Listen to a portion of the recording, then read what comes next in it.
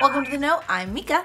Today marks the anniversary of a couple of consoles. If you can believe it, the PS4 is already turning 4 years old as of today. In those 4 years, it's quickly become one of the fastest selling consoles of all time, moving somewhere in the neighborhood of about 68 million units so far. Today is also the birthday of another console, the OG Xbox, which released on November 15th. Brace yourselves, 2001.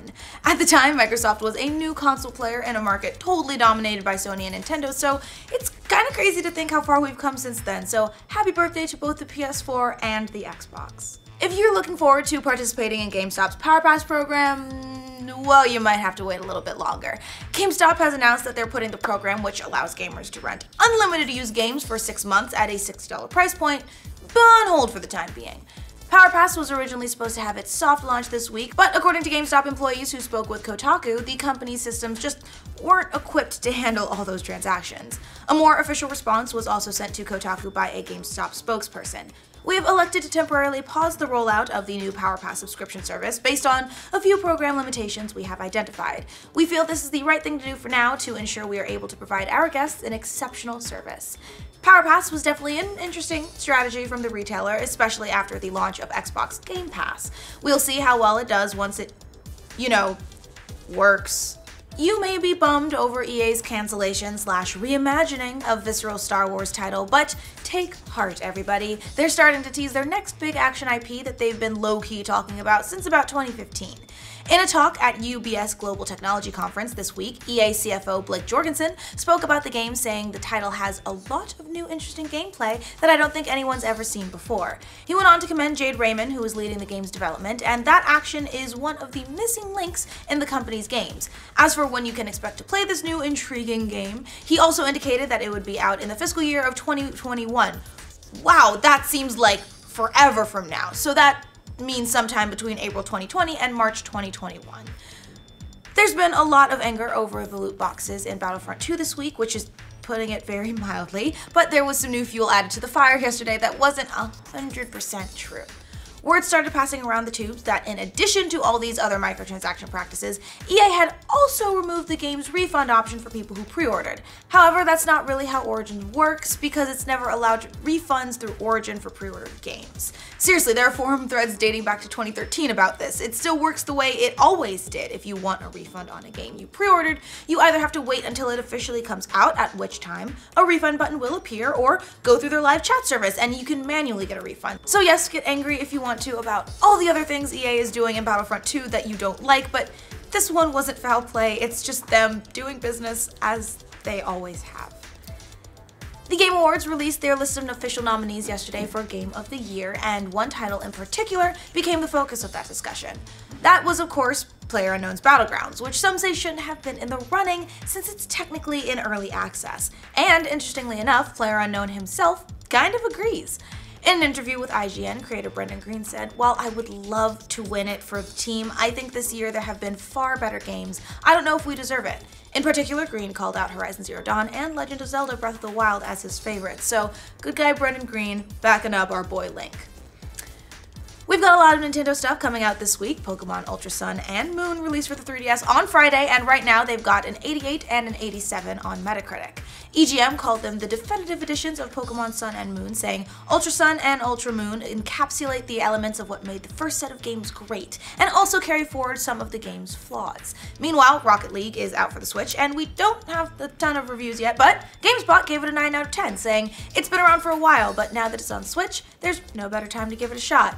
The reviewer added, though, that the downgraded graphics might interfere with your depth perception.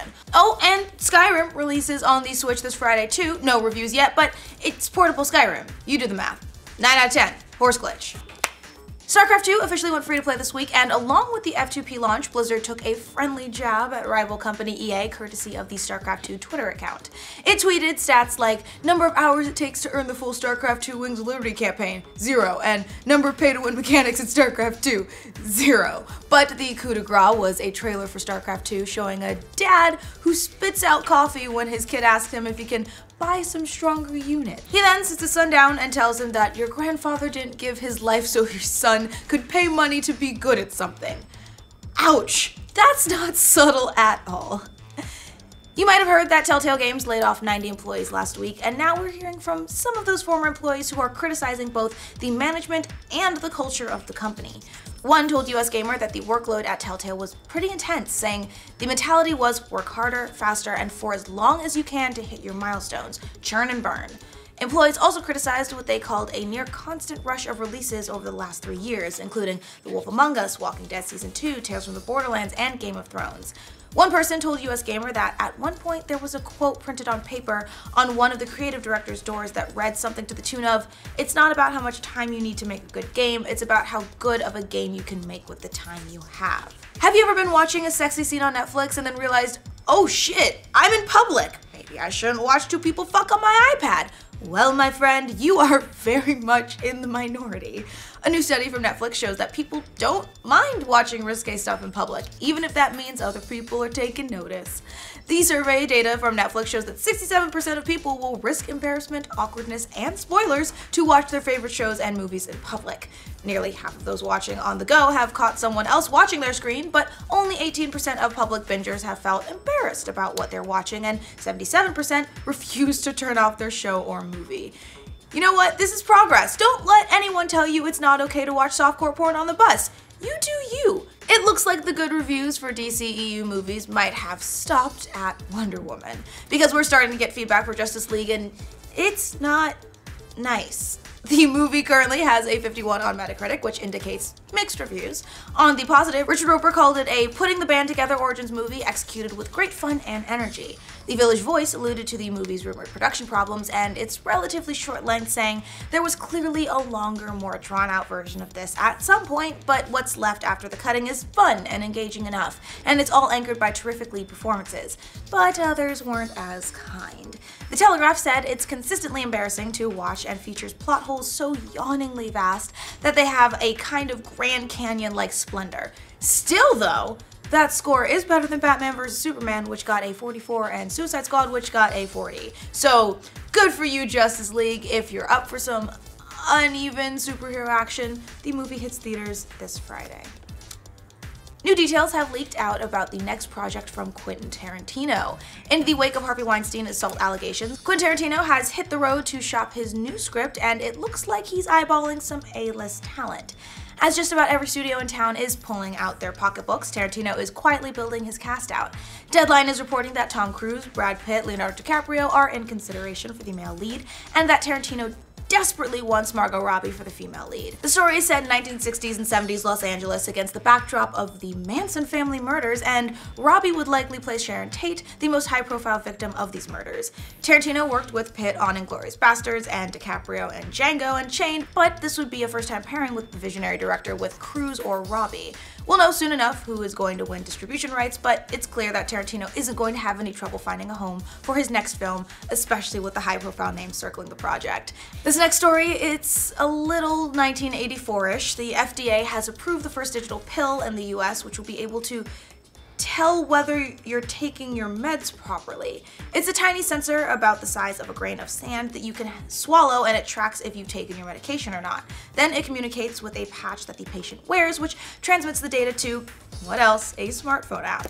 The pill is apparently used in conjunction with a drug called Abilify, which is a drug that reads schizophrenia and bipolar disorders, and it's a way to address the issue of people not taking their medication correctly. Of course, there are privacy concerns, but apparently the patient has control over who can see their data. Yeah, sure, until the app gets hacked and you hear from a mysterious Russian guy who says, "Hey dude, you forgot to take your meds this morning." Well, that sounds like a nice Russian guy. What if he just is looking out for you? That's how I'm spinning this. Well, that's all the news we have for you today. Remember, comment on any of your favorite news stories below, and for more news from every corner of the internet, including the one with the kind Russian reminding you to take your medication, like this video. And if you're new around here, subscribe to the know. Today is also the birthday, but according to GameStop, employees, oh, that's not that sentence. You may be bummed over EA's cancellation / reimagining of visual. He went on to commend Jade Raymond, who is leading the game.